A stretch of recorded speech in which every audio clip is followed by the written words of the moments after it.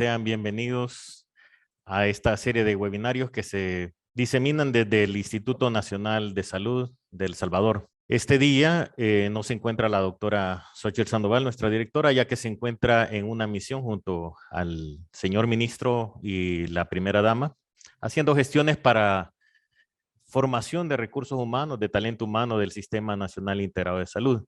Sin embargo, el invitado que tenemos ahora es parte del grupo técnico asesor de la OPS para el dengue, y la doctora dejó un mensaje para poder presentarlo y no perder esta oportunidad. Así que escuchemos a la doctora Sandoval. Buenas tardes a todos, es un gusto volver a saludarlos. Gracias por aceptar nuestra invitación a la conferencia de hoy. Al igual que las anteriores, está cargada de un alto contenido de valor para todo el personal del Sistema Nacional Integrado de Salud. Con estos webinarios, buscamos enriquecer los conocimientos de nuestros profesionales para contribuir a una atención cada vez más especializada, innovadora, como lo es la medicina de precisión. En esta ocasión, nuestro invitado es el doctor Ernesto Benjamín Pleites, que hablará sobre dengue, diagnóstico y manejo en poblaciones especiales. Como afirma la Organización Panamericana de la Salud, el dengue, chikungunya y Zika son enfermedades del grupo de las arboviroses, que se han incrementado tanto en incidencia como en distribución geográfica, en una situación epidemiológica muy compleja, por lo que es crucial mejorar el diagnóstico diferenciado de dichas enfermedades y encaminar esfuerzos en diagnósticos avanzados de la misma y en prevención. Por tal razón, me permito ahora presentar un breve resumen del currículum de nuestro invitado y su vasta experiencia. El doctor Benjamín Pleites tiene un doctorado en medicina en la Universidad Nacional de El Salvador. Posee una especialidad en infectología pediátrica del Instituto Nacional de Pediatría de México. Es especializado en atención a pacientes con dengue durante epidemias y evaluación de programas de dengue en México, Centroamérica, Suramérica y el Caribe. Desde el año 2005 a la fecha, es ex vicepresidente de la Asociación Latinoamericana de Infectología Pediátrica, ex presidente de la Asociación de Pediatría de El Salvador, ex subdirector de este Instituto Nacional de Salud de El Salvador, ex conferencista en congresos nacionales, centroamericanos, latinoamericanos y del Caribe, miembro del grupo GTA OPS OMS, cuenta con 11 publicaciones en diferentes revistas científicas y actualmente se desempeña como infectólogo agregado del Departamento de Infectología del Hospital Nacional Especializado Benjamin Bloom de El Salvador. Es parte del panel de expertos del programa de infectología pediátrica de nuestro proyecto ECO, Instituto Nacional de Salud de El Salvador. Bienvenido, doctor Pleites, un buen amigo del instituto, quien goza del cariño y el reconocimiento por su calidad profesional, no solo aquí, sino en nuestro país y en la región. Les recuerdo a todos los participantes bloquear sus salidas de video y audio para captar la atención de nuestro ponente y escribir las preguntas en el chat como siempre lo hacen, para que al final puedan ser respondidas por nuestro ponente. Doctor Pleites, gracias por aceptar esta invitación. Les cedo la palabra. Quiero agradecer a Xochitl por expresarse también de mi persona. Espero que su encargo de platicar de dengue en poblaciones especiales les complazca a todo el auditorio. Esta plática está dirigida a cubrir dengue en recién nacidos, lactantes, mujeres embarazadas, adultos mayores y poblaciones con enfermedades especiales como son la insuficiencia renal, la diabetes, la hipertensión, entre otras. Es importante que les recuerde que el dengue en adultos y niños son muy parecidos en cuanto a sus expresiones clínicas, pero en cuanto a las diferencias que podemos encontrar, por ejemplo, en el sangrado, las petequias, la hematuria y la metrorragia son cuestiones del adulto, Y en los niños generalmente podemos encontrar epistaxis o hematemesis. El edema y la fuga de plasma es más importante en la población adulta y por sus condiciones de base. Y en los niños es más frecuente la oliguria, ya sea por falta de ingesta o por fiebre muy alta y sudoración profusa. La sintomatología de la fiebre quebranta huesos, como se conocía antes de la nueva clasificación, bueno, es más frecuente en el adulto. En el niño podemos encontrar con mayor frecuencia una hepatomegalia. Recuerden también que la trombocitopenia es más frecuente y prolongada en el adulto comparado con los niños. Otro de los aspectos importantes que quiero recordarles para cuando hablemos del manejo de los pacientes es que los adultos jóvenes compensan el choque por horas, al igual que los niños. El estado mental pasa por 12 a 24 horas lúcido hasta que una fuga importante de plasma se instala y el choque hipotensivo es desarrollado. Dentro de las manifestaciones importantes que suceden durante este choque compensado, los pacientes pueden presentar taquicardia en esta enfermedad que por principio da bradicardia. En general hay extremidades frías, retraso en el llenado capilar, hay una diuresis disminuida y la presión de pulso en los niños cuando es igual o menor que 20 y está presente, esta es más importante en relación a la que se presenta en los adultos. Les recuerdo que la bacteremia concomitante ha sido generalmente diagnosticada en los pacientes adultos y muchos de estos pacientes son manejados como choque séptico. La fiebre prolongada y usualmente mayor de 5 días con insuficiencia renal aguda puede predecir la infección concomitante que puedan tener estos pacientes. Es importante también que les recuerde que los errores en el diagnóstico oportuno de las infecciones concomitantes son causas frecuentes de muerte que usualmente le achacamos al dengue. Vean ustedes que las manifestaciones clínicas de los adultos jóvenes son similares a las de los adultos mayores, con algunas diferencias como les presento. Es menos frecuente el exantema en el adulto mayor, la hepatomegalia y la hemorragia cutánea de mucosa. En ellos, en el adulto mayor, es más frecuente el sangrado del tracto gastrointestinal y la microhematuria. Estos son algunos de los aspectos sutiles que van diferenciando los signos y síntomas en estas poblaciones. En el adulto mayor hay menos incidencia de fiebre. En algunos estudios del sudeste asiático se ha demostrado que muchos adultos arriba de los 70 y hasta un 10% no tienen fiebre. El dolor abdominal es menos frecuente, el dolor óseo o el exantema. Pero es más frecuente o tiene una alta frecuencia la bacteriemia, el sangrado gastrointestinal, el daño renal agudo por sus condiciones preexistentes, son hipertensos, uso de hipotensores o los mismos daños de la hipertensión crónica, va haciendo que estos pacientes tengan estas dificultades que van a limitar el manejo de líquidos en el futuro. ¿Verdad? La prolongación del tiempo de protomina es más frecuente en este tipo de pacientes y se ha demostrado que los adultos mayores en relación a los adultos jóvenes, bueno, tienen una anemia que puede dificultar la búsqueda de la hemoconcentración. Fuga de plasma y casos letales son más frecuentes en este grupo poblacional. Y nosotros los hemos visto reportados en las revistas cubanas de pediatría. Ahí en Puerto Rico se ha reportado por el CDC.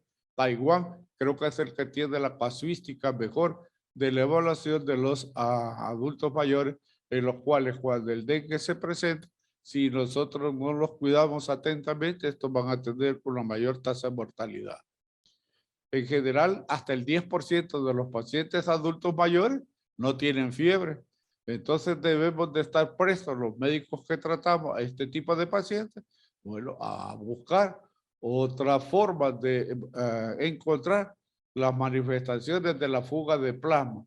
En general, esto puede ser por medios de laboratorio o mirar aspectos importantes que está presentando el paciente en su sintomatología clínica, como son distensión abdominal, edema de párpados, etcétera. Los adultos mayores entonces son más susceptibles al efecto de la hipovolemia. De ahí que por eso deben de ser mejor vigilados, porque a esto se va a acompañar el daño agudo que pueden tener los pacientes adultos mayores en su riñón. El deterioro de la función cardiopulmonar es importante. Hay que considerar que el reemplazo de líquidos y la resucitación en la enfermedad del dengue en esta población especial debe considerarse con una vigilancia adecuada. La insuficiencia cardíaca puede ser que el tratamiento de elección para la reanimación de la fuga de plasma del choque esté limitado y estos pacientes con facilidad van a pasar al edema agudo de pulmón. O sea que el manejo de líquidos en estos grupos poblacionales debe de ser más cuidadoso. El edema agudo de pulmón, entonces, es más frecuente en estas poblaciones. Cuando aplicamos el tratamiento tradicional que utilizamos en niños y en adultos jóvenes. Entonces, la piedra angular para que los pacientes adultos mayores progresen adecuadamente con el tratamiento del dengue es una evaluación frecuente. Recuérdense que el manejo de líquidos debe de irse ajustando de acuerdo a la evaluación clínica que nosotros hagamos. El adulto mayor, además, tiene otros problemas, tiene condiciones asociadas. En ellos hay una alta cantidad de personas que son diabéticos, que son hipertensos, que tienen problemas renales crónicos, como es muy abundante en nuestro país y en la mayoría de países tropicales. Muchas de las personas tienen anemias hemolíticas, talasemia, esferocitosis hereditaria, deficiencia de glucosa 6-fosfato de hidroxigenasa, que puede hacer que la evolución en estos pacientes sea un poco más difícil.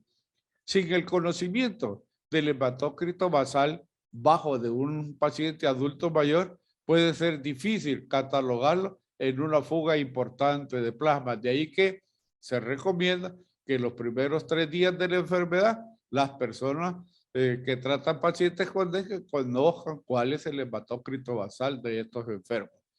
Porque a pesar de la importante fuga de plasma en estos pacientes, si tienen anemia, el hematócrito puede aparecer normal, pero realmente tiene una fuga importante.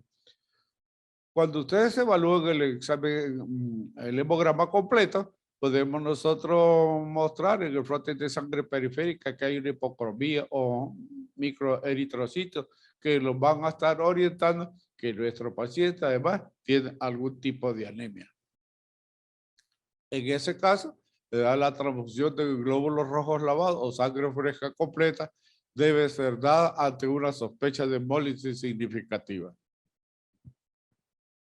Otros pacientes pueden tener hemoglobinuria y una lesión renal aguda. Entonces, la hemoglobinuria puede aumentar el deterioro rápido de la función renal. Entonces, la hipoperfusión renal en el choque por dengue puede ser exacerbar el daño renal que el paciente tiene. Una hidratación adecuada previene el daño renal agudo provocado por la hemoglobinuria. Estos aspectos son los que diferencian el manejo entre los pacientes jóvenes o los adultos jóvenes, ¿verdad? O los niños y adolescentes con respecto al adulto mayor. Una rápida y adecuada transfusión sanguínea muchas veces, bueno, van a evitar que este paciente con hemólisis se deteriore rápidamente. Los tratamientos usuales que utilizamos como la alcalinización de la orina y los diuréticos en las personas con daño renal agudo tienen poco impacto. De ahí que los diuréticos principalmente deben de ser evitados durante la fase febril, perdón, durante la fase crítica de la enfermedad. O sea, cuando la fuga de plasma se ha instalado. Esto es importante porque los pacientes que se les administra diurético, el poco líquido que hay intravascular, nosotros le eliminamos administrando este tipo de medicamentos. Entonces, los pacientes con hipertensión no controlada, muchas veces cuando nosotros los evaluamos en el triaje, estos pueden tener una tensión normal adecuada, pero realmente está baja. Y lo que nosotros podemos catalogar como una hipotensión leve, en realidad está marcando una hipotensión grave. Para resumirle, en los pacientes hipertensos que no son controlados, entonces una caída de la tensión arterial sistólica de 20 milímetros de mercurio, entonces marca una hipotensión importante. Hay que conocer qué medicamentos se está tomando el adulto mayor y esto hay que hacerlo con precisión. Recuerden que los betabloqueadores pueden causar bradicardia y pueden bloquear la respuesta de taquicardia que usualmente nosotros vemos en choque hipovolémico. Es decir, que nosotros no debemos de usar la frecuencia cardíaca para evaluar la hipertensión, para evaluar el grado de choque que pueda tener el dengue. La taquicardia es el primer signo y síntoma que nosotros vamos a encontrar en los adultos y este puede ser opacado por el uso de drogas hipotensoras. Muchos de los antihipertensivos, como los bloqueadores de los canales de calcio, pueden causar taquicardia. Entonces, en este caso, la taquicardia no debe utilizar como indicador de hipovolemia. Estos aspectos son los que no habíamos platicado antes de cómo cuidar a los pacientes con patologías de base. El conocimiento entonces de la frecuencia cardíaca que presenta el paciente antes de tener la enfermedad del dengue es útil para valorar la evolución hemodinámica que van a tener este grupo poblacional. La continuación de hipotensores durante la fase crítica debe ser evaluada cuidadosamente porque en el paciente chocado esto puede tener resultados catastróficos. Los efectos de la disminución de la tensión arterial con estos agentes y la terapia con diuréticos pueden exacerbar la hipotensión, ¿verdad? Y prolongar el estado de choque en estas poblaciones. El fallo cardíaco y daño renal, que son complicaciones comunes de la hipertensión no controlada, bueno, simula muy bien a los daños que produce el dengue en fase grave. Los clínicos deben de entonces estar prestos a buscar y a detectar si algún daño nuevo al riñón o al corazón se está produciendo. El dengue puede precipitar cetoacidosis diabética e hiperglicemia. Entonces, esta hiperglicemia hiperosmolar puede complicar o prolongar las alteraciones que hay en el dengue y además se puede ser confundida como los procesos propios de la diabetes. Vean ustedes que la hiperglicemia provoca diuresis osmótica y esto entonces va a empeorar la hipovolemia intravascular ya existente. No corregir el estado hiperglucémico puede exacerbar el choque, pues se está produciendo una diuresis osmótica muy importante. La hiperglicemia también expone a los pacientes en riesgo de infección bacteriana. De ahí que corregir la hiperglicemia es una urgencia, porque además de producir diuresis osmótica, también puede precipitar la sobrecrecimiento bacteriano y entrar en pacientes con infecciones graves sobreagregadas. En los pacientes diabéticos, las manifestaciones clínicas de cetoacidosis diabética y las hiperglicemias hiperosmolares son similares a los signos de alarma. Y entonces estos a veces son confundidos, se maneja el paciente conocido como diabetes, como que si su problema de base es diabetes, cuando en realidad es un dengue que está con signos de alarma o es un paciente que está con dengue grave. No es infrecuente entonces confundir el choque por dengue y diagnosticarlos como una cetoacidosis diabética. De ahí que los médicos que trabajamos en las áreas endémicas de esta enfermedad y principalmente con población adulta o adultos mayores, debemos de tener claro estos conceptos para mejorar la sobrevida que puedan tener estos pacientes. La hipoglicemia puede ocurrir en aquellas personas que toman agentes hipoglicemiantes, ¿no es cierto? Principalmente hipoglicemiantes orales.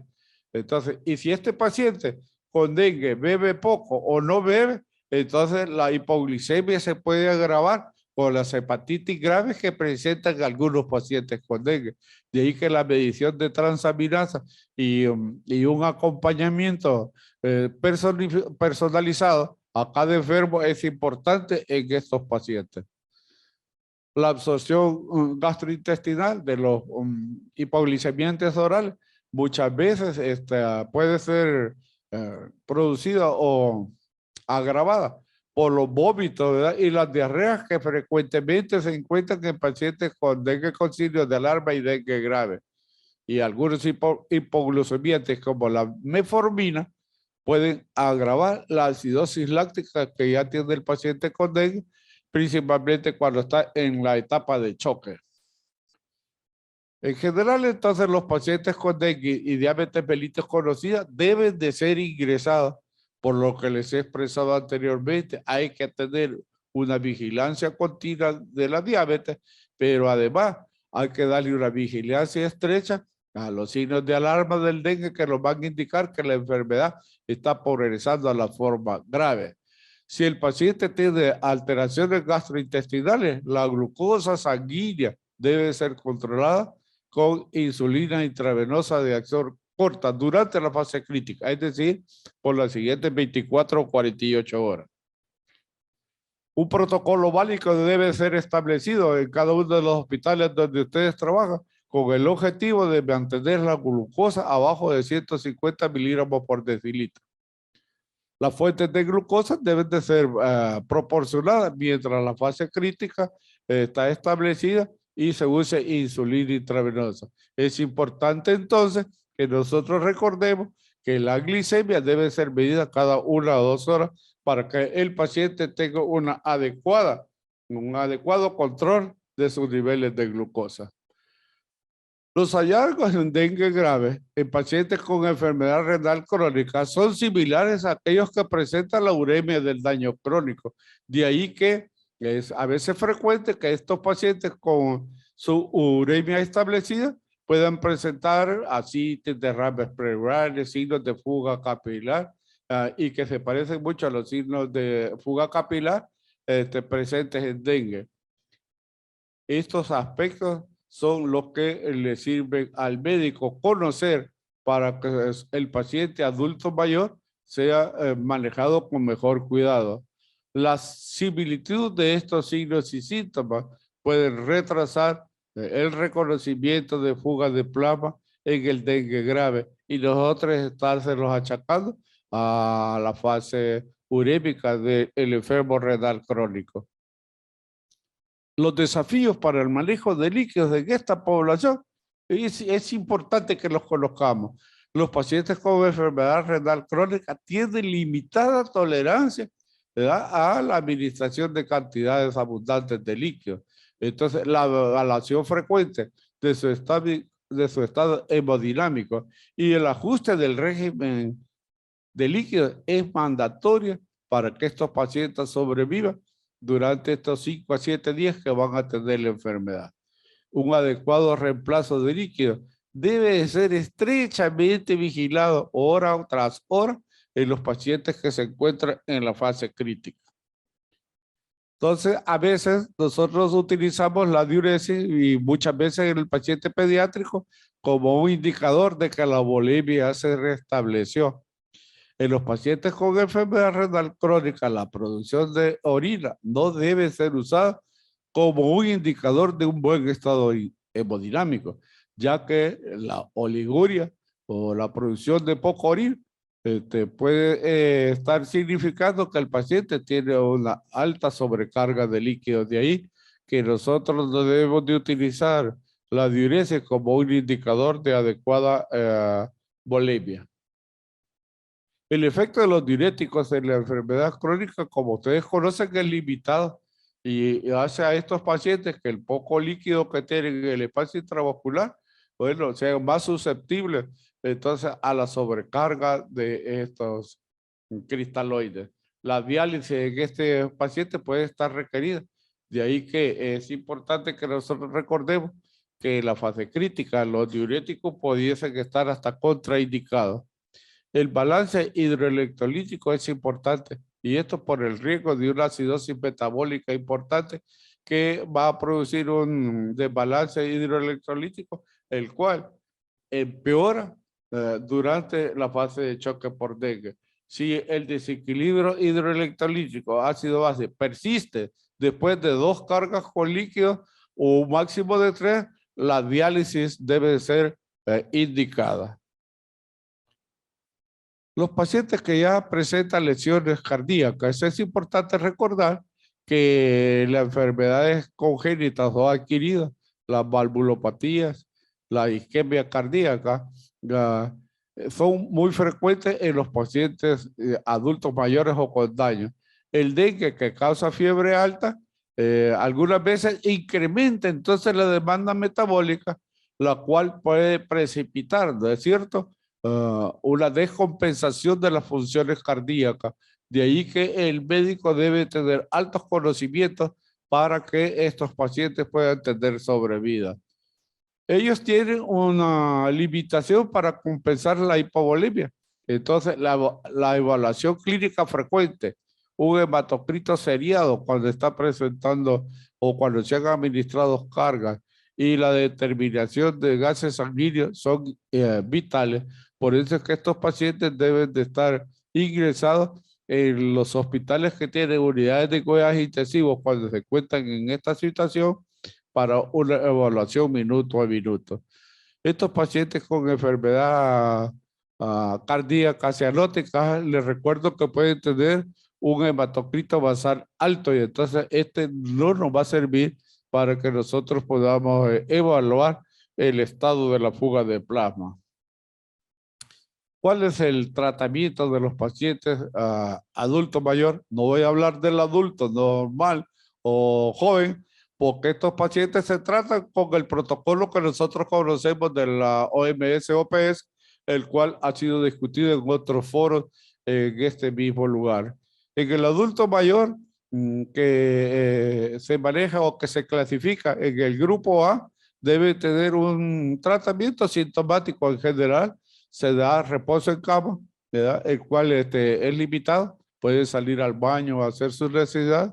Hay que utilizar mosquiteros, esto con el objetivo de prevenir que el dengue se disperse a otros miembros de la familia. La dieta es la dieta corriente que el paciente adulto mayor toma frecuentemente, pero hay que recomendarle que aumente la ingesta de líquidos, principalmente de jugos o frutas naturales. Esto le va a servir mucho para mantener, en caso de que sea necesario, una hidratación y una diuresis adecuada. El suero oral se da a libre demanda, pero hay que garantizar que entre todos los líquidos el paciente tome al menos 5 vasos de 250 mililitros por día. Los pacientes del grupo B1 son adultos mayores que tienen diabetes, hipertensión y otros problemas concomitantes como los cardíacos que hemos hablado. Estos deben de ser hospitalizados para vigilar su condición de base, ¿verdad?, y su dengue.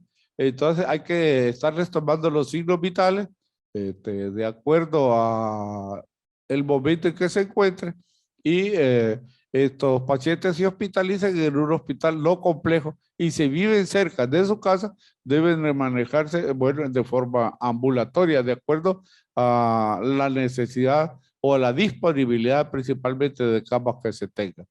Hay que vigilar el balance hídrico y la diuresis, principalmente hay que enseñarles a que mida el volumen de la orina emitida, la frecuencia con que esto se da, porque si se espacia una diuresis a más de 6 horas, nos está indicando que el paciente, bueno, no es suficiente la cantidad de líquidos que está recibiendo por la vía oral y este debe de ser controlado. Identificar sus comorbilidades o coinfecciones y hay que tratarlas. Entonces el paciente que está en el grupo 1 y que tiene comorbilidades o condiciones asociadas no compensadas, ese obligatoriamente se debe de ingresar, se estabiliza su condición de base y los test de laboratorio que se van a indicar van a depender de las condiciones que estamos platicando en este momento.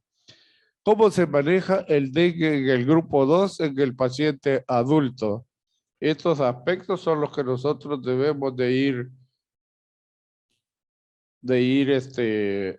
revisando con el objeto de que los pacientes vayan teniendo un resultado satisfactorio. En el paciente que tiene dengue con signos de alarma, nosotros comenzamos la hidratación con soluciones isotónicas, generalmente Harman o solución salina y al 0.9% y le vamos a administrar 10 mililitros por kilo en 1 hora. Nosotros lo evaluamos a la siguiente hora y pueden suceder dos condiciones, o que el paciente mejoró o que el paciente, bueno, no mejoró. Si el paciente mejoró, entonces nosotros tenemos que observarlo y si la mejoría clínica es evidente, disminuye los signos de alarma, se establece un flujo urinario adecuado, medido por una diuresia mayor de 1 mililitro por kilo por hora, hay que reducir el goteo del cristaloide a 5 a 7 mililitros por kilo por hora y se continúa por 2 o 4 horas más. Se vuelve a evaluar a la hora. Si en la evaluación horaria el paciente continúa mejorando, entonces nosotros tenemos que reducir la cantidad de líquidos a 3 mililitros a 5 mililitros por kilo por hora y se va a continuar por 2 horas más. Si el paciente continúa mejorando, nosotros vamos a dar de 2 a 3 mililitros por kilo por día, kilo por hora en las siguientes 24, 48 horas. Es importante que cuando el paciente ya entra a esta fase de líquidos de mantenimiento, entonces nosotros debemos de espaciar la evaluación cada 2 o 4 horas de acuerdo a la evolución que vaya teniendo el paciente. Pero puede ser que el paciente no mejore y al no mejorar nosotros vamos a repetir una segunda carga de solución salina normal o de suero Harman a 10 mililitros por kilo y lo vamos a infundir, bueno, en 1 hora. Lo volvemos a evaluar y el paciente pueda mejorar y ustedes van a repetir lo que hablamos anteriormente. Si el paciente orina de 1 mililitro por kilo por hora, reduce de 5 a 7 y todo como se los mostré anteriormente. Si el paciente no mejora, ustedes pueden dar hasta una tercera carga de cristaloides y con esto hacen una evaluación adecuada. Si el paciente respondió al tratamiento que ustedes le estaban administrando, entonces continúan con observación por las siguientes 12 a 24 horas y el paciente puede ser dado de alta. Pero puede ser que esto no suceda y que el paciente, bueno, progrese a una enfermedad más grave o le llegue en condiciones más graves y lo va usted a clasificar como grupo C, o sea, una intervención que sea mucho más especializada. Y de esto todos los que manejan cuidados intensivos o los internistas conocen mucho. El ABC, que es la piedra angular para el soporte vital en la primera hora de vida, es importante una adecuada administración de oxígeno, una buena respiración, garantizar una circulación adecuada. Los pacientes se les suspende la vía oral y están siendo evaluados minuto a minuto. La terapia de intervención con hidratación intravenosa debe ser instalada inmediatamente. Hay que valorar el estado hemodinámico después de cada bolo que se le administra a este paciente y tomar un hematocrito.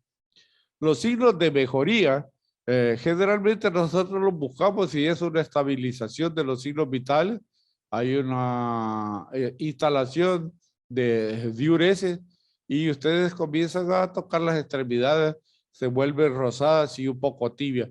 Los test de gabinete, esos van a depender de lo que el médico tratante mire en el momento que lo evaluó, Puede él mandar entonces perfiles renales, perfiles hepáticos, de acuerdo a si el paciente ha tenido una falla hepática aguda, si el paciente ha tenido un choque hipovolémico y si es diabético va a mandar valores de glucosa y entonces algunos de estos es importante que deben de tratarse inmediatamente, corregir inmediatamente la hipo o la hiperglicemia, por lo que platicábamos al inicio de la presentación.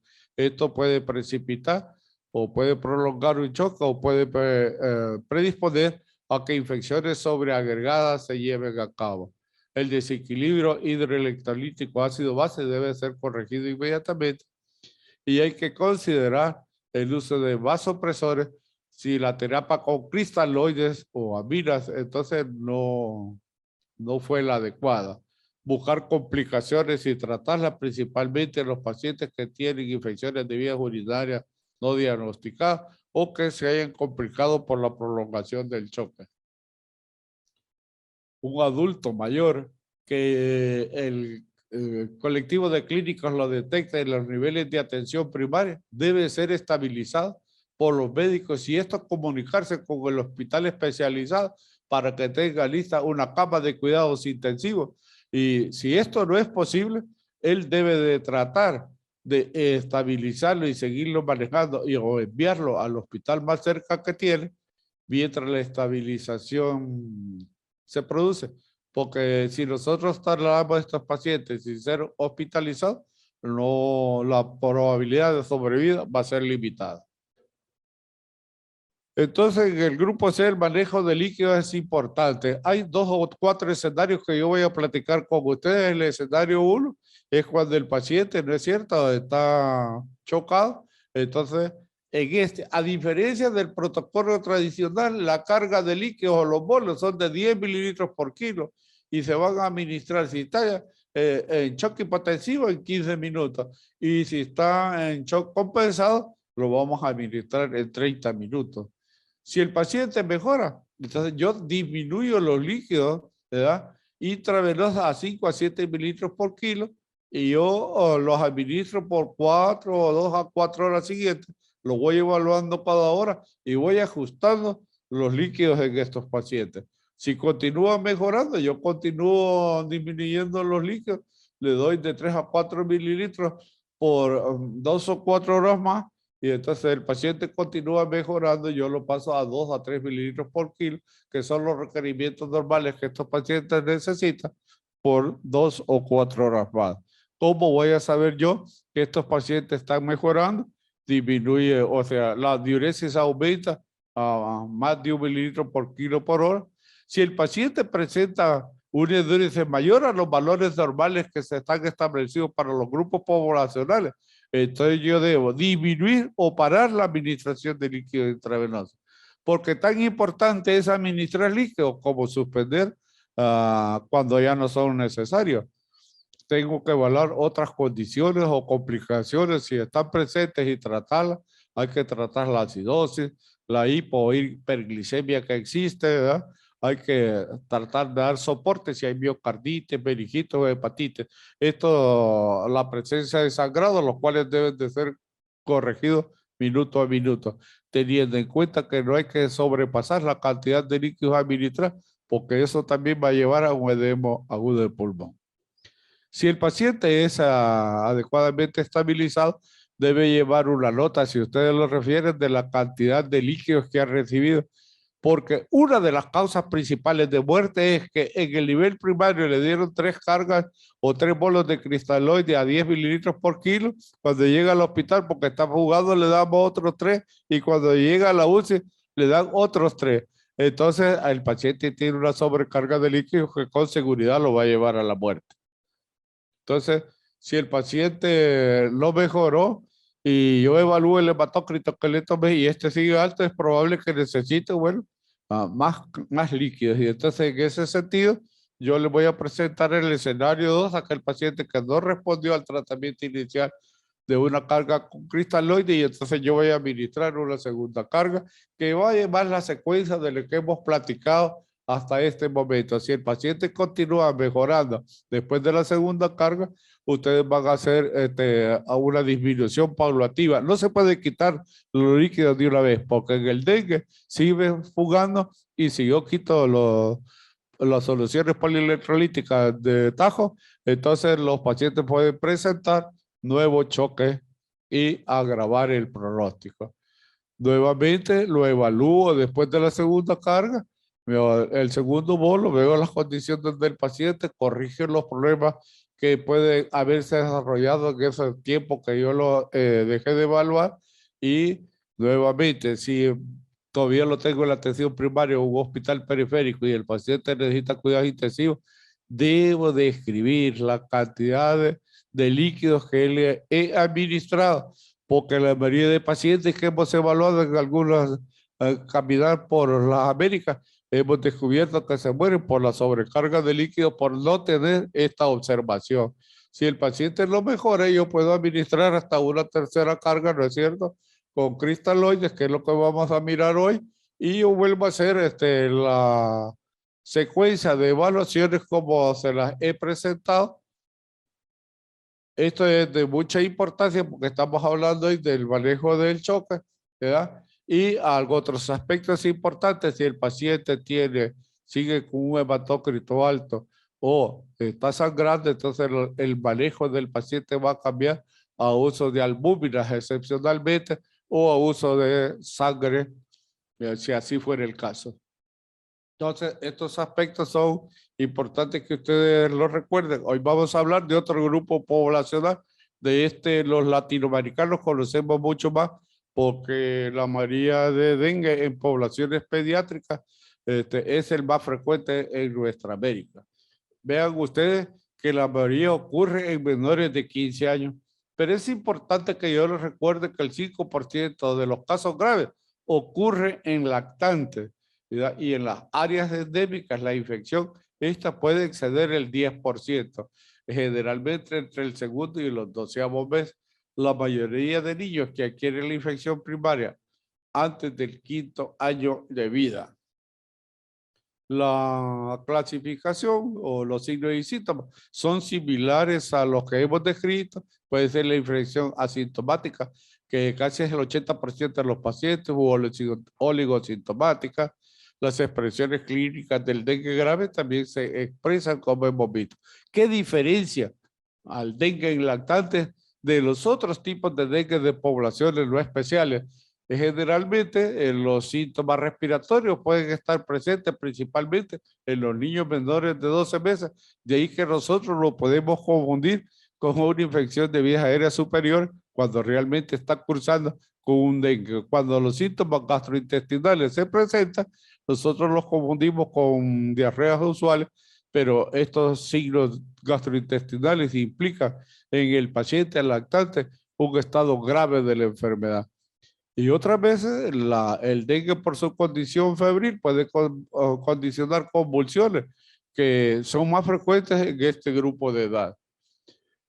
Otras infecciones pueden concurrir, o a veces, así como estamos hoy, que hay dengue, chikungunya, perdón, hay dengue, COVID y hay influenza. Entonces muchos de los pacientes van a presentar sintomatología parecida o pueden cursar con las dos enfermedades. La presencia de fiebre en los pacientes que cumplen la definición de caso y que tienen leucopenia y trombocitopenia tienen una alta probabilidad de ser dengue. De ahí que quiero que les quede como recuerdo para que ustedes puedan hacer algún diagnóstico diferencial. Recuerden que en los primeros 3 días de la enfermedad el hematócrito puede ser normal, es el hematócrito de base, y que la fuga de plasma o el aumento del hematócrito puede ocurrir entre el 3º y el 6º día. La fuga de plasma no va a durar más de 24 y 48 horas, y es en este espacio de tiempo donde la sintomatología florida del dengue con signo de alarma y el dengue grave se expresa. El choque o la esplenomegalia es más frecuente en lactantes que en otros grupos de edad. La mayoría de pacientes que se van a chocar en los lactantes son preferidos de uno o más de los signos de alarma. De ahí que este aspecto es importante, el que todos los médicos tratantes conozcamos los signos de alarma. Algunos lactantes pueden chocarse aún sin tener fiebre o aún teniendo fiebre. Esto porque nosotros hemos enseñado casi siempre que el choque por dengue o los signos de alarma en el dengue se establecen al caer la fiebre o en el momento de la efervescencia. Esto puede cambiar en este tipo de pacientes y estar presentando un choque o signos de alarma más aún teniendo fiebre. Es importante entonces que en estos pacientes de 2 a 12 meses de edad considerar el diagnóstico diferencial como otras enfermedades como la bacteriemia, sepsis y neumonías como hemos hablado.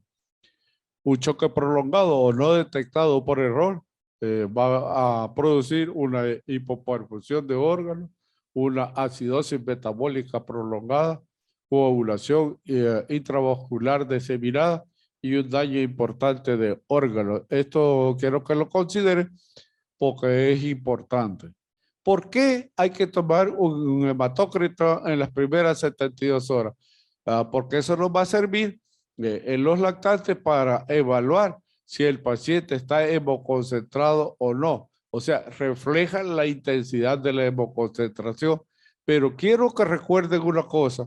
Los valores del hematócrito en lactantes pueden variar desde condiciones o variar desde condiciones de 28% hasta un 35%. De ahí que nosotros debemos de conocer el hematocrito de base para poder tomar decisiones si en la fase crítica se está produciendo una fuga importante o no.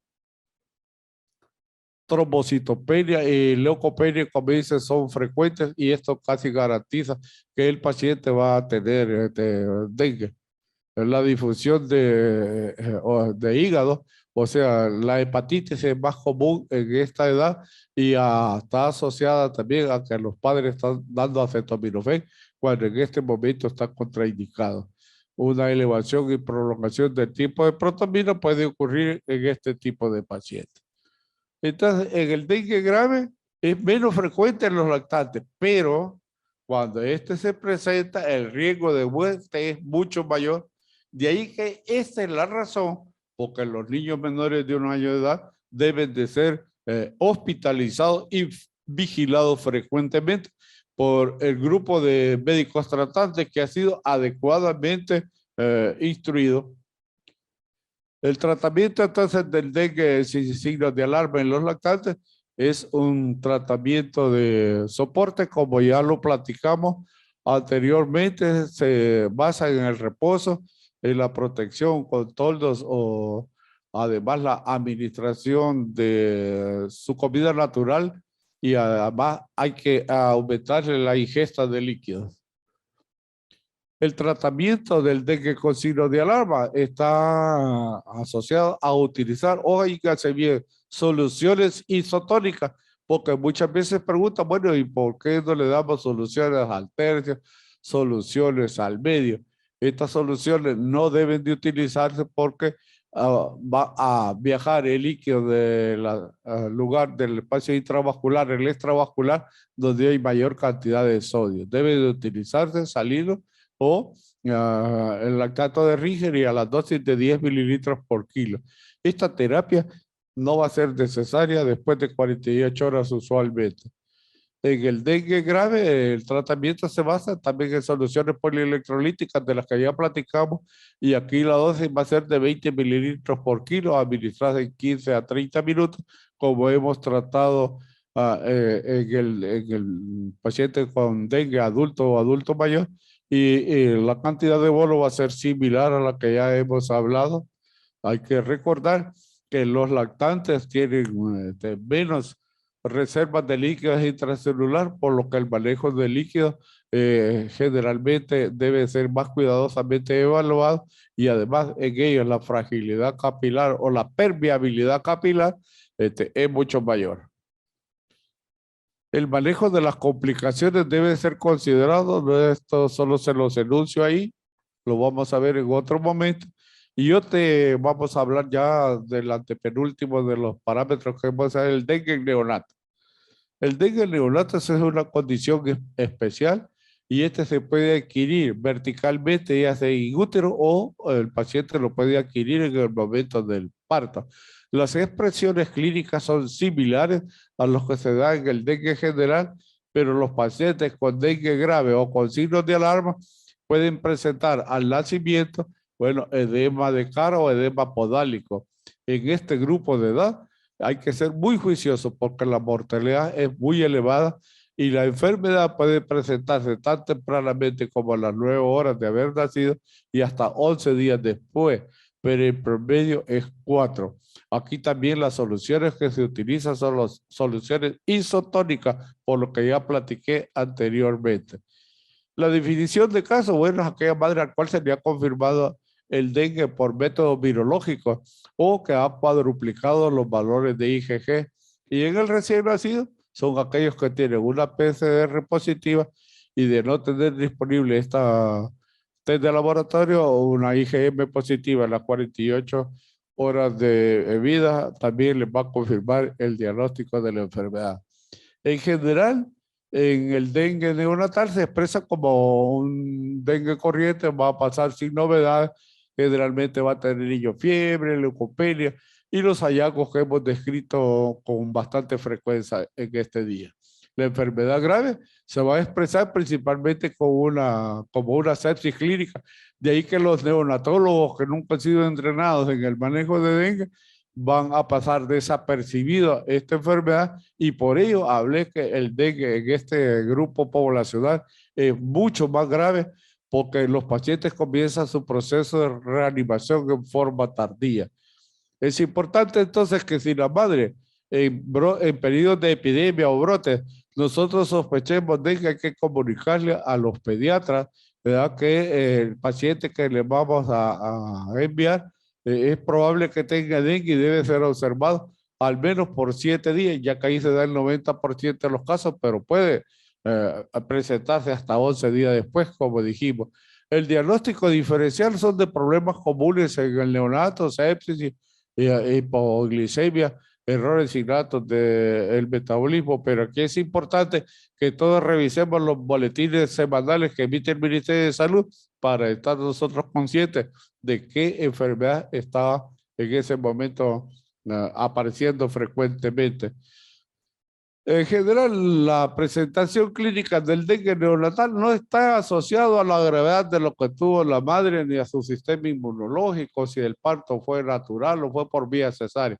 Pero sí es importante que si la madre ha adolecido dengue, ésta le va a transmitir anticuerpos. Y si este se da en el momento de periparto, entonces el recién nacido puede tener dengue grave, mediado, bueno, por los anticuerpos que le transmitió a la madre.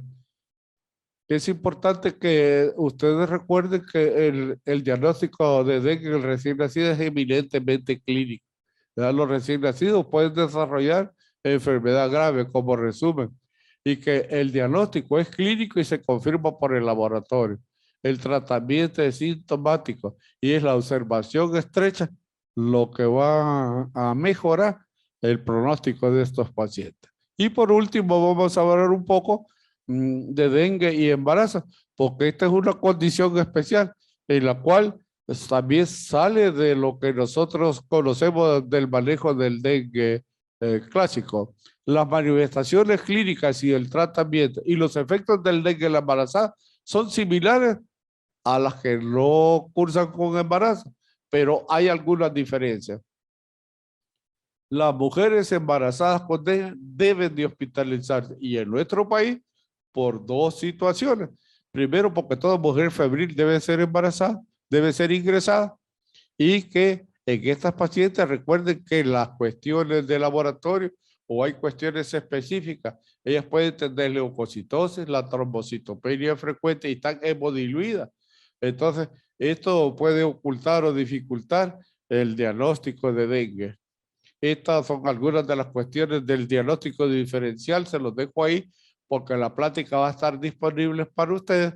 Y vean ustedes que cuando el dengue está en la fase crítica y el paciente está embarazada, entonces puede confundirse con las contracciones uterinas, ¿no es cierto? Puede ser diagnosticado como un abdomen agudo como una pancreatitis, como cálculos en la vesícula, etcétera. Entonces, los médicos o los que tratan embarazadas deben de estar conscientes y adecuadamente informadas que estas situaciones se pueden presentar en cuanto al diagnóstico diferencial. Bueno, hay que considerar la neumonía, el embolismo pulmonar y otras causas variadas de hemorragia vaginal. La sintomatología clínica es similar a los demás pacientes con dengue, de acuerdo a si se encuentran en la fase febril, en la fase crítica o en la fase de recuperación. No los detendremos mucho en esto, pero miren ustedes el impacto que puede tener el dengue y el embarazo. Generalmente se puede producir partos prematuros hasta en un 16.1%. Bajo peso al nacer, 7%. Retraso en el crecimiento fetal de 4 al 17%. Y vean ustedes, muerte fetal y perinatal hasta casi redondear el 5%, ¿no es cierto? Se establecen también con menor frecuencia partos por vía cesárea y vean ustedes el riesgo de la transmisión vertical es importante. Durante el parto hay sangrados intensos, complicaciones al nacimiento como asfixia perinatal, entre otros, procedimientos quirúrgicos por simular cuadros quirúrgicos que no son, y la fase coincide con la marcada trombocitopenia con o sin coagulopatía, como lo hemos mencionado. La muerte materna es poco frecuente, esa es una de las cualidades de esta enfermedad. Entonces, es el ingreso temprano y la disposición de un equipo adecuadamente entrenado lo que va a mejorar el pronóstico de estos pacientes. El tratamiento frecuentemente es sintomático, de acuerdo a la clasificación que usted le da, no varía mucho, ¿no es cierto? En los procesos del diagnóstico de la enfermedad hay retos que tiene el ginecostetra o el médico de familia que trata a estos pacientes. La hiperemesis gravídica durante el primer trimestre del embarazo puede ser confundida con signos de alarma, ¿no es cierto? El aumento de la frecuencia cardíaca en los pacientes febriles en el segundo trimestre puede ser confundido con signos de alarma, y los hematocritos bajos, bueno, dificultan la caracterización de la fuga de acuerdo a si se utiliza o no este parámetro. La tensión arterial baja y la taquicardia en el embarazo normal puede ser confundida entonces con un choque hipovolémico y sobrecarga de líquidos o administración excesiva de líquidos innecesarios puede prescribir a algún médico con poco entrenamiento. Por eso es que el hematocrito basal en el segundo trimestre del embarazo debe de ser conocido y en los protocolos nacionales del cuidado de la embarazada esto está establecido. Entonces, el establecer el hematocrito basal en los primeros 2 o 3 días del embarazo, cuando no se tiene, es vital, porque esto nos va a servir para guía en los pacientes que tienen choque grave por fuga de plasma.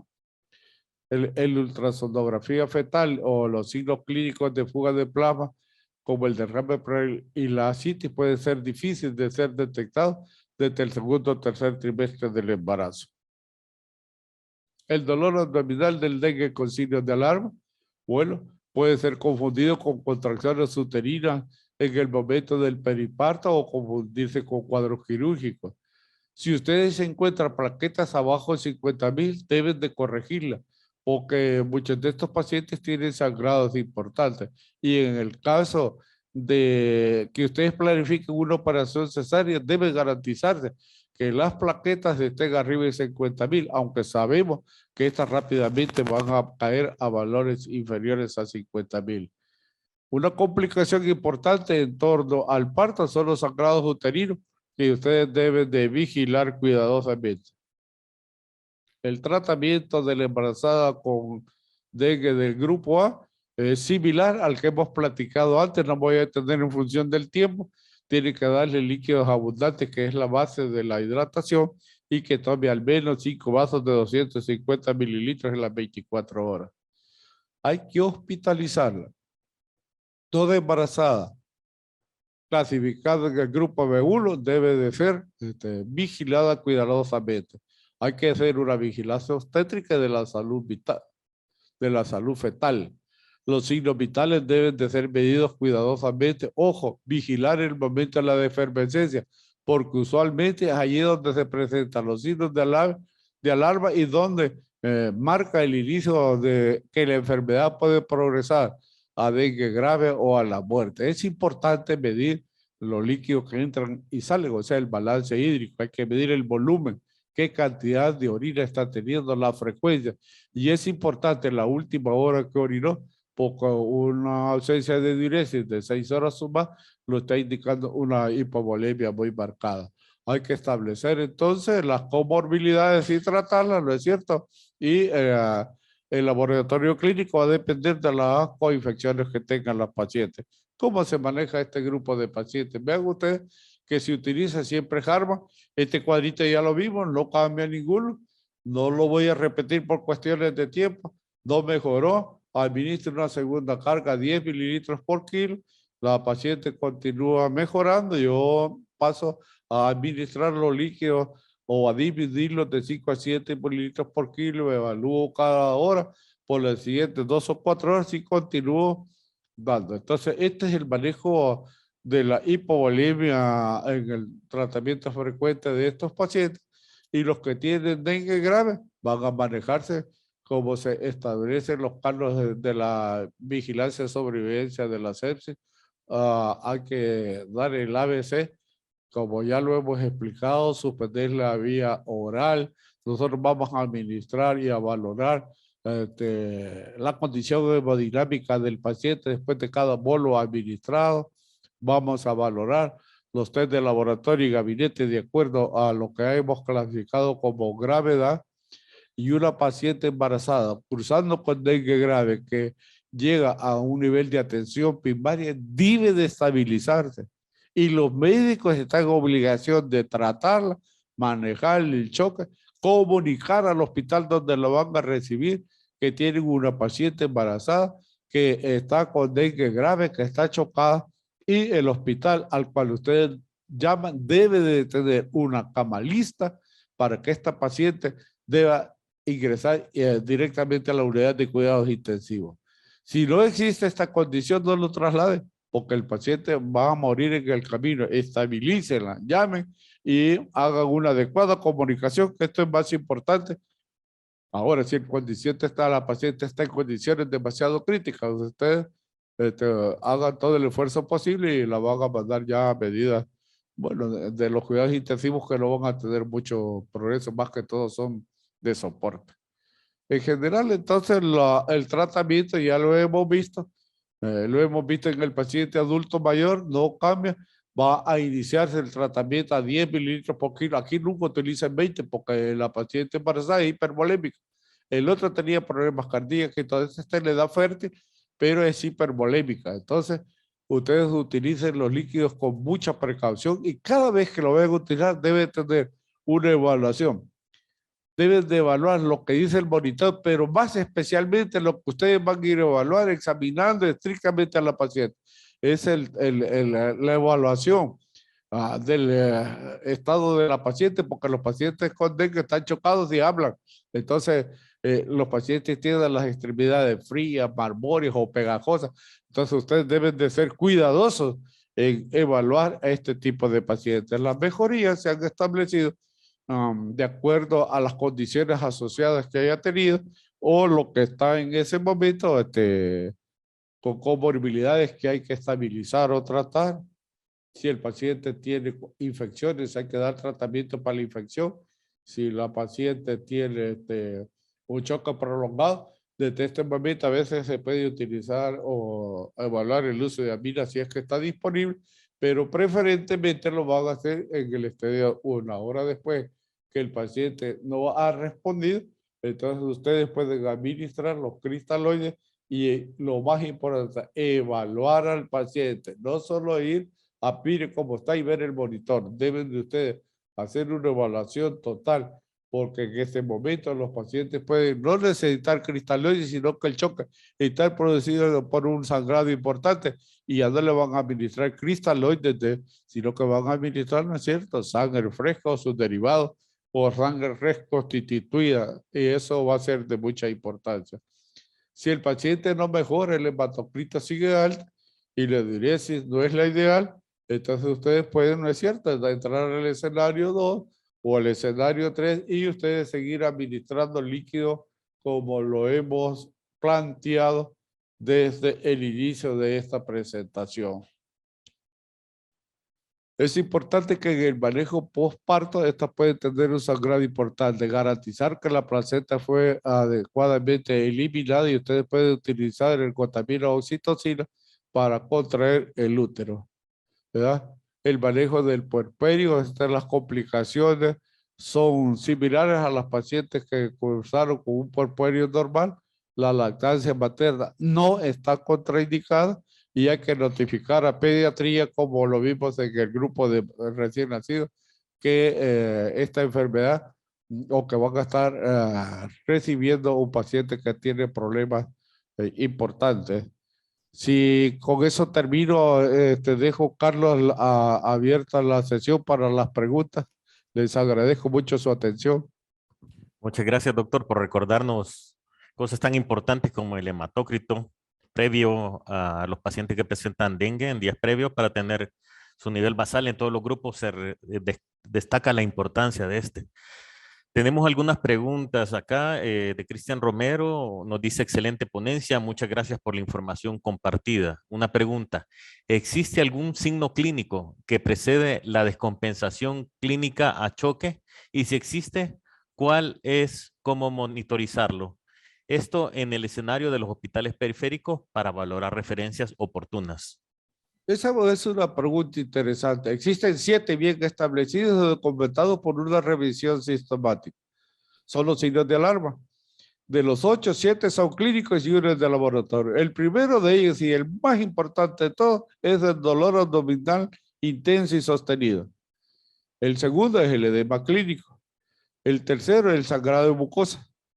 El cuarto, bueno, un hematocrito que pueda aumentarse en muestras consecutivas. Entonces, los signos de alarma, Carlos, entonces son los 7 signos y síntomas que pueden predecir que el paciente está evolucionando a un choque. Entonces, sí es importante la pregunta que hizo nuestro compañero. Muy bien, muchas gracias. Héctor Rosamina pregunta: en el lactante menor, ¿cómo se comporta el hemograma en la evolución de la enfermedad en sus fases? ¿Y cuándo valorar que amerita otro nivel de atención? Bueno, platicamos, este es un grupo especial porque los niveles de hematocrito no son estables, pueden andar de 28 hasta 35. Entonces, como tú lo planteaste, Carlos, el conocer el hematocrito basal es de extremada importancia. Entonces, si yo tengo eso, yo puedo con el hematócrito, pero nuevamente vengo, son los signos de alarma lo que me van a decir la gravedad del paciente. Y son las condiciones que yo evalúo en mi hospital. Tengo quien lo evalúe cada hora.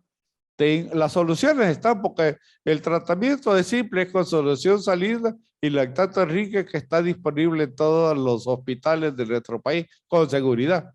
Entonces, la pregunta es, yo tengo el personal de enfermería y el médico disponible para que vigile al paciente. Entonces, la condición en la cual que yo voy a referir un paciente es porque todos los pediatras, por ejemplo, que están en los hospitales, los formamos en el Bloom. Pero cuando tiene signos de alarma mandan a todos los pediatras del Bloom. ¿Será porque no hay suficientes pediatras para que cubran la noche?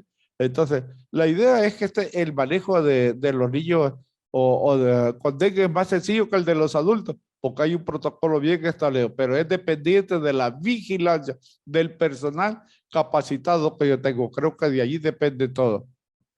Muy bien. Hay otra pregunta acá. Dice: ¿nos podría orientar del diagnóstico diferencial de dengue con fiebre tifoidea, clínica y por laboratorio, por favor?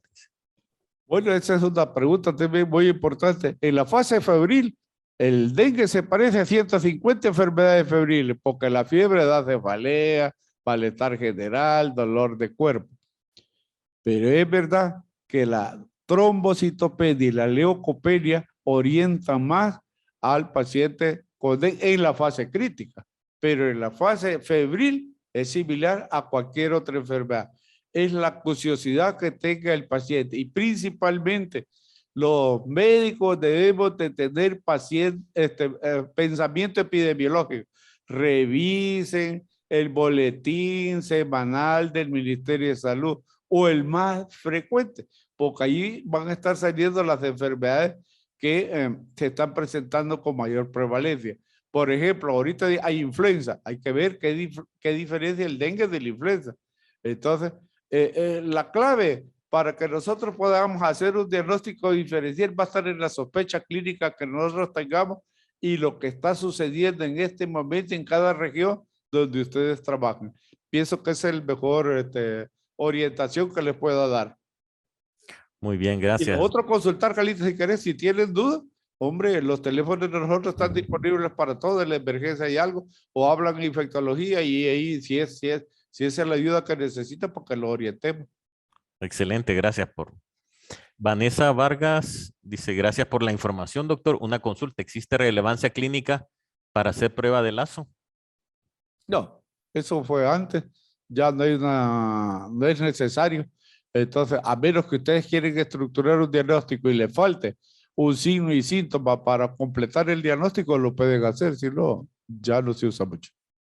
Muy bien, excelente. Tenemos varias felicitaciones, doctor. Ha sido una ponencia tratando los principales grupos de riesgo porque sabemos que existen otros, pero lo que nos deja claro usted es que hay que analizar, no puede ser un tratamiento igual para todos los pacientes. Hay que tomar en cuenta las patologías de base, porque igual podría ser un paciente con una enfermedad reumática, lupus, y usted nos ha hecho pensar cómo es necesario tomar en cuenta toda la clínica, el estado previo del paciente, las complicaciones que se esperan, cuál es el comportamiento de su enfermedad ante esto agregado y principalmente, y que tuve la experiencia gracias a usted de poder visitar a un paciente complicado. Recuerdo que ya con infección sobreagregada y en dengue es lo último que se pensaba, ya cuando están chocados. Es difícil, es primero pensar, como usted dice, también epidemiológicamente, si tenemos pacientes con fiebre y tenemos incremento de dengue, pensar en ello. Quisiera que nos dejara un mensaje porque están conectados médicos de diferentes niveles de atención, un mensaje así que pudiera resumir una cápsula de oro, digamos, con el dengue, con su experiencia, doctor. Bueno, la vida de los pacientes con dengue se libra en el primer nivel de atención. Lo voy a decir una y 1.000.000 de veces más. 2, el diagnóstico es clínico. 3, es la educación al paciente y a la población lo que hace que esta enfermedad, cuando esté establecida, le salve la vida. La población debe conocer qué es la enfermedad, cuáles son los signos y síntomas que la caracterizan y principalmente, si ha agravado, cuáles son los signos de alarma. Entonces, si nosotros hacemos que nuestra población sea educada para que conozca la enfermedad y cuáles son los signos de alarma y que debe consultar urgentemente, ese es el principal mensaje a la población que los médicos debemos de dar. Y los médicos están preparados para pensar en la enfermedad. No se hace diagnóstico de dengue si no se piensa en ella. Y ahora, Carlos, llevamos ya 7 años que no hay dengue, que no hay epidemia. Nuestros médicos jóvenes no conocen de dengue. Entonces, probablemente se las vayan a complicar. Este esfuerzo que se hace desde el instituto es un esfuerzo para que tengan una educación continuada.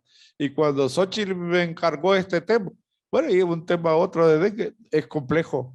Entonces me di cuenta que manejar los grupos poblacionales especiales quiere un acompañamiento del médico, que eso es lo que salva la vida. Evaluar momento a momento cómo es la evolución del paciente y examinarlo, Carlos. Esto no puede manejarse con consulta telefónica, porque el paciente con choque por dengue está lúcido.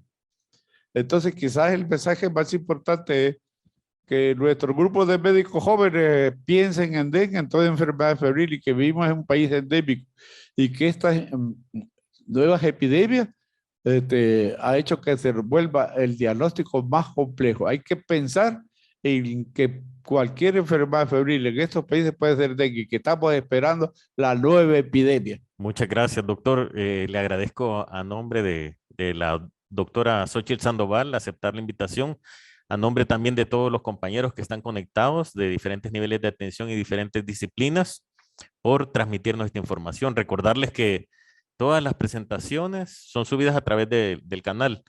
Lo importante aquí es difundir este conocimiento. Si alguien no se pudo conectar, que posteriormente pueda conectarse a nuestros canales, ver la charla y compartirla. Eso puede salvar muchas vidas.